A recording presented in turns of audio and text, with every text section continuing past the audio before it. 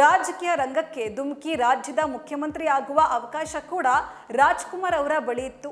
ಆದರೆ ಎಂದಿಗೂ ರಾಜಕೀಯದಲ್ಲಿ ಆಸಕ್ತಿ ತೋರಲೇ ಇಲ್ಲ. ಆದರೆ ಅಣ್ಣವರ ಬಳಿ ಇಂದಿರಾ ಗಾಂಧಿ ಕ್ಷಮೆ ಕೇಳಿದ್ರು ಎಂಬ ಸಂಗತಿ ಅನೇಕ ಜನರಿಗೆ ತಿಳಿದಿಲ್ಲ. 1978ರ ಲೋಕಸಭಾ ಉಪಚುನಾವಣೆಯಲ್ಲಿ ಚಿಕ್ಕಮಗಳೂರು ಕ್ಷೇತ್ರದಿಂದ ಮಾಜಿ ಪ್ರಧಾನಿ ಇಂದಿರಾ ಗಾಂಧಿ ಕಣಕ್ಕಿಳಿದಿದ್ರು. ಆಗ ಅವರ ವಿರುದ್ಧ ಡಾಕ್ಟರ್ ರಾಜ್ಕುಮಾರ್ ಅವರನ್ನ ಕಣಕ್ಕಿಳಿಸಲು ಜನತಾ ಪಕ್ಷ ತಂತ್ರ ರೂಪಿಸಿತ್ತು. ಆದರೆ ರಾಜ್ಕುಮಾರ್ ಅದಕ್ಕೆ ಒಪ್ಪಲಿಲ್ಲ. ಮುಂದೆ ಇಂದಿರಾ ಗಾಂಧಿ ಚಿಕ್ಕಮಗಳೂರು ಚುನಾವಣೆಯಲ್ಲಿ ಗೆಲುವು ಸಾಧಿಸಿದ್ರು. ಅಂದು ರಾಜ್ಕುಮಾರ್ ಸ್ಪರ್ಧೆ ಮಾಡಿದ್ರೆ ಇಂದಿರಾ ಅವರಿಗೆ ಸೋಲು ಖಚಿತವಾಗಿತ್ತು. ಅನಾಯಾಸವಾಗಿ ರಾಜ್ಕುಮಾರ್ ಗೆಲ್ತಾ ಇದ್ರು ಅಂತ ರಾಜಕೀಯ ಪಂಡಿತರು ಹೇಳ್ತಾರೆ. ಚಿಕ್ಕಮಗಳೂರಿನಲ್ಲಿ ಇಂದಿರಾ ಗಾಂಧಿ ಎದುರು ಚುನಾವಣೆಯಲ್ಲಿ ರಾಜ್ಕುಮಾರ್ ಸ್ಪರ್ಧಿಸಲು ಒಪ್ಪಿರಲಿಲ್ಲ. ಮುಂದೆ ಇಂದಿರಾ ಗಾಂಧಿ ದೇಶದ ಪ್ರಧಾನಿಯಾದರು.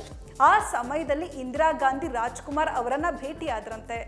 ಈ ವೇಳೆ ಇಂದಿರಾ ಗಾಂಧಿ ಅಣ್ಣವರ ಬಳಿ ಕ್ಷಮೆ ಕೇಳಬೇಕಾದ ಸನ್ನಿವೇಶವೊಂದು ಎದುರಾಗಿತ್ತು.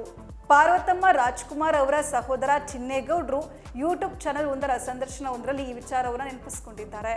ಅಂದು ಚಿಕ್ಕಮಗಳೂರು ಉಪಚುನಾವಣೆಯಲ್ಲಿ ಇಂದಿರಾ ಗಾಂಧಿ ಎದುರು ರಾಜ್ಕುಮಾರ್ ಅವರನ್ನ ನಿಲ್ಲಿಸಬೇಕು ಅಂತ ಜಾರ್ಜ್ ಫರ್ನಾಂಡಿಸ್ ಶತ ಪ್ರಯತ್ನ ಮಾಡಿದ್ರು. ಅದು ಸಾಧ್ಯ ಆಗಲಿಲ್ಲ. 8 ದಿನ ಯಾರ ಸಂಪರ್ಕಕ್ಕೂ ಇಲ್ಲದೆ ರಾಜ್ಕುಮಾರ್ ಅಜ್ಞಾತದಲ್ಲಿ ತಿರುಗಾಡಿದ್ರು. ಆಗ ಅವರ ಜೊತೆಯಲ್ಲೇ ನಾನು ಇದ್ದೆ.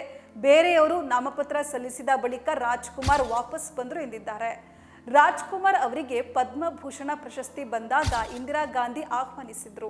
ಅವತ್ತು ಇಂದಿರಾ ಗಾಂಧಿ ಭೇಟಿಗೆ ನಾನು, ನಮ್ಮಕ್ಕ ಪಾರ್ವತಮ್ಮ, ನಿರ್ದೇಶಕ ಭಗವಾನ್ ಹಾಗೂ ರಾಜ್ಕುಮಾರ್ ಹೋಗಿದ್ವು.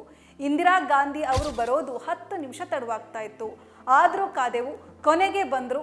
ಒಳಗೆ ಹೋದ ಕೂಡಲೇ ಇಂದಿರಾ ಗಾಂಧಿ ಬಂದು ಕೈ ಹಿಡಿದು ರಾಜ್ಕುಮಾರ್ ಜಿ ಆಪ್ಗೆ ಕ್ಷಮಾ ಕರೋ ಅಂತ ರಾಜ್ಕುಮಾರ್ ಬಳಿ ಕ್ಷಮೆ ಕೇಳಿದ್ರು. ಬಳಿಕ ಕೂರಿಸಿ ಮಾತನಾಡಿದ್ರು.